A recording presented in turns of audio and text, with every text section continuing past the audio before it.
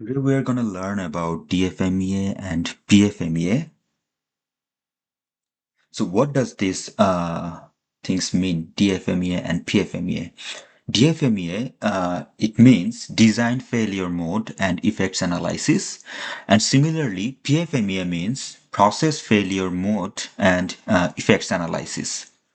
So when there is a design, then there can be different ways of failure that we need to analyze so that the design is successful. Similarly, when there is a process to for producing a certain product, there will be certain reasons or failure modes where the production can fail, and for that we do the PFMEA. So to understand this in detail, we would need to understand what is actually meant by designing a product and designing a process. This is very fundamental to understand the DFME and PFME in detail. So therefore, in this lecture, first I'm gonna go through the product design and process design process. So product design and process design. What does these things mean? So say this is you, and you come with 20 plus years of experiences of working in power equipment industry. You have a lot of money and time, and you don't want to work anymore, and you want to start your own business. So you look into the market and you see that this product is being sold a lot and a lot of customer is buying that. This is a lawnmower. Now the question is, are you able to make this product by yourself and sell to these customers?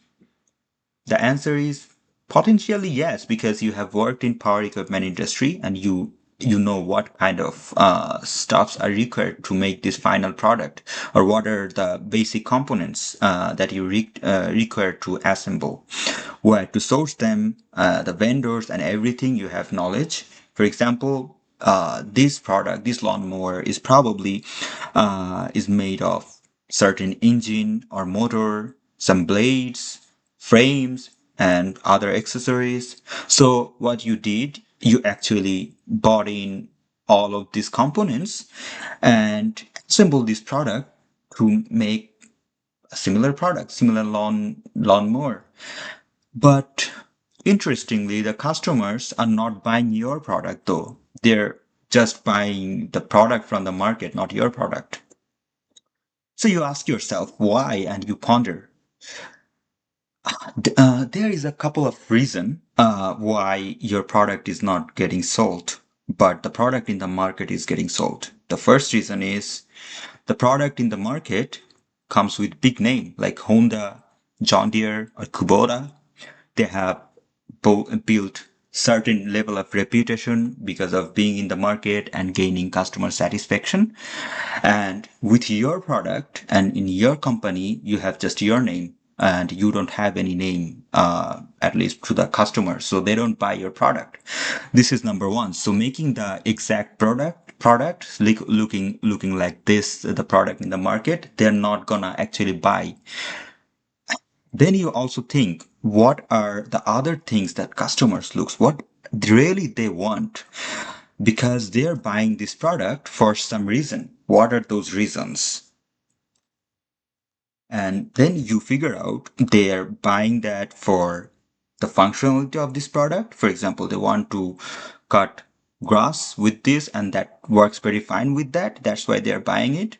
And the aesthetics. Yeah, there are many products like this in with the similar functionality in the market, but they're buying this particular product more compared to others because it looks good. That can be a reason.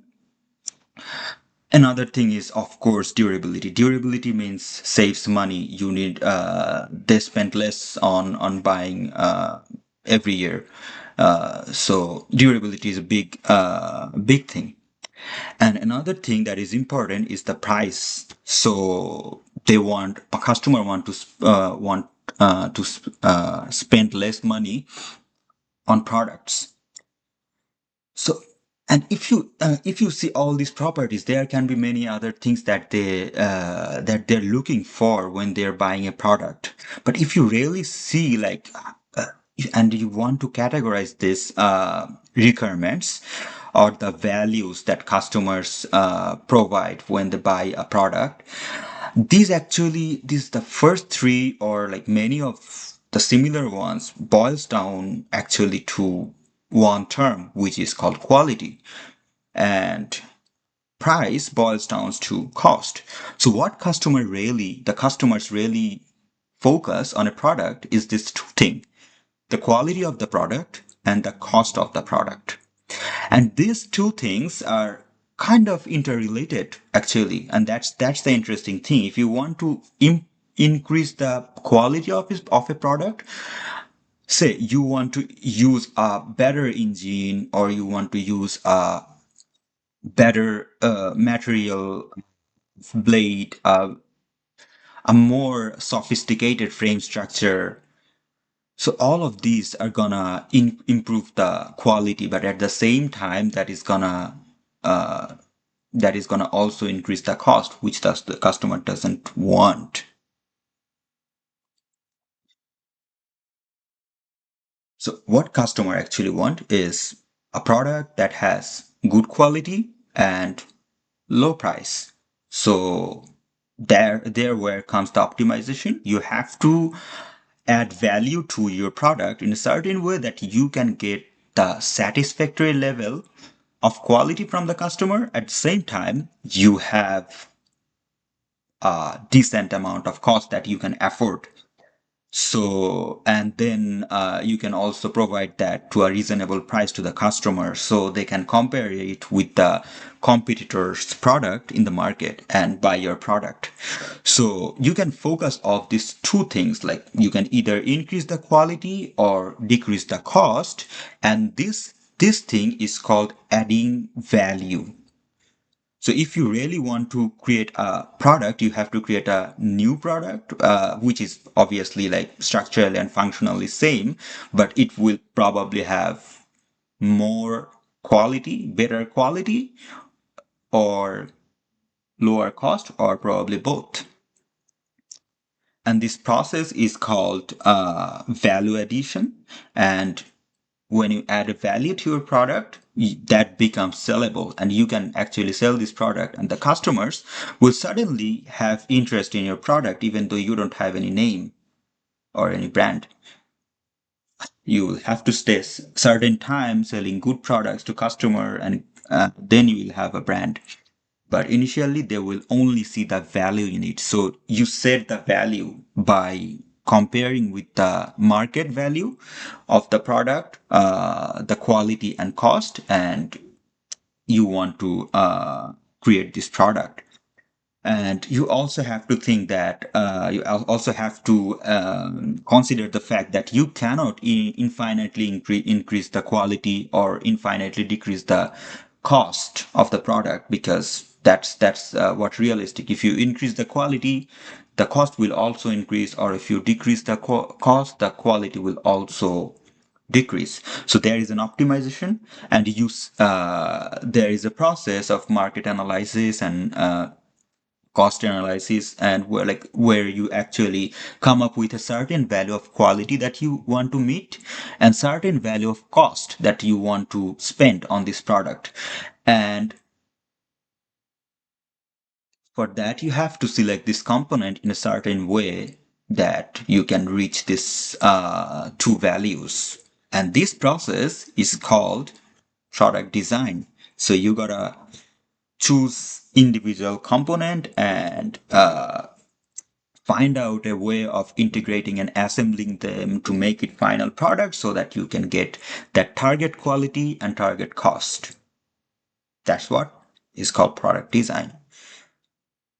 And the process of making that, the how, when you're designing it, it means you are coming up with a plan, but a product doesn't build it by itself. So you have to like appoint employees and like